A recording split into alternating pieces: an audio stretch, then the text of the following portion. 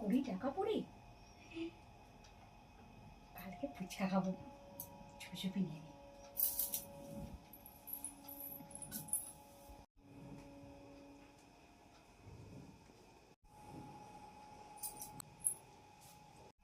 আচ্ছা, এখানে 20 টাকাটা রেখেছিলাম, কি হলো? কোথায় গেল 20 টাকাটা? কি হলো, তুমি দেখেছো 20 টাকাটা এখানে ছিল? কোথায় গেল বলো তো? পটি যাওয়ার সময় না পড়ে গেল প্যানে, আমি ওটাকে তুলে ধুয়ে রেখেছি, এখন দেখছি সাবান দিতে হবে।